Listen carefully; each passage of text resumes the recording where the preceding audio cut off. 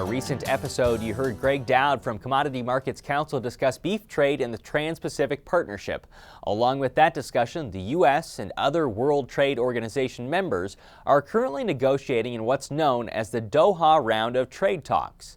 According to the WTO website, the aim is to achieve major reform of the international trading system through the introduction of lower trade barriers and revised trade rules. UNL Extension Public Policy Specialist Brad Lubben joined us in late December to outline both sets of negotiations. Well, the WTO talks, you've heard about these for a long time. They've been negotiating officially in this Doha round of negotiations since they set an agenda in Doha, Qatar back in 2001. So effectively, I know they've been at this negotiation longer than Market Journal has been on the air. It's been a while. It's been a while. What has been the problem here? What has taken them so long? Fundamentally, imagine this. We've come to a framework about what we should talk about back in Doha. In agriculture, that includes increasing market access, reducing domestic supports, and eliminating export subsidies, some of those direct distortions. That's just agriculture. Add in services, add in goods, add in intellectual property. Big negotiating platform. And you have every member of the WTO, 150 plus, all effectively have veto authority on the final agreement. That is, the final agreement doesn't pass until everybody signs off on it.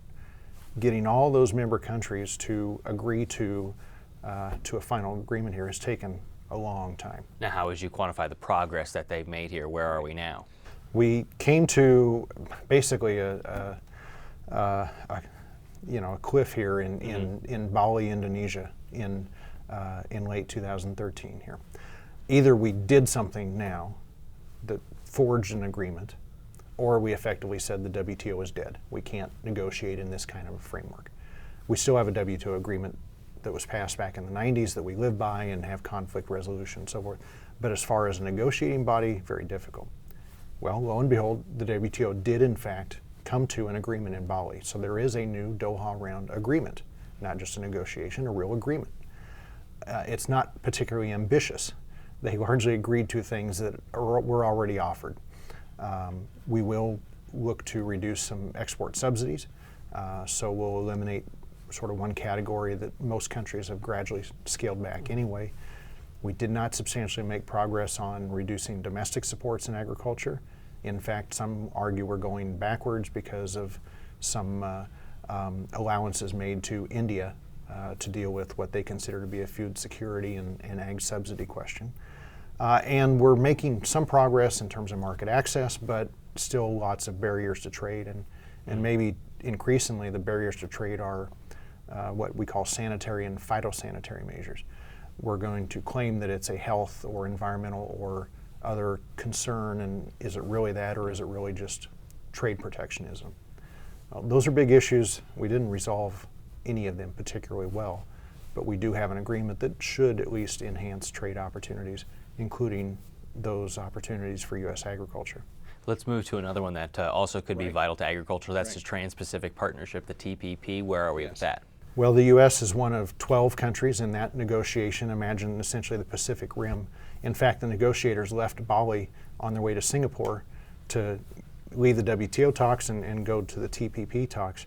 We seem to be nearing fruition there as well. An agreement, it's not completely free trade, but it enhances the trade opportunities, increases market access.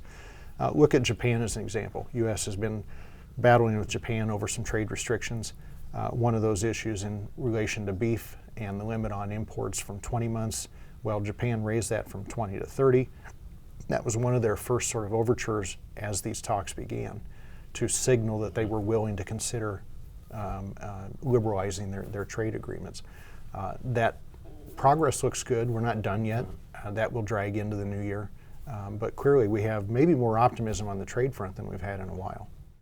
Brad says free trade discussions with the European Union, labeled TTIP for Transatlantic Trade and Investment Partnership, are also underway, but he says we're not as close to the finish line with those talks.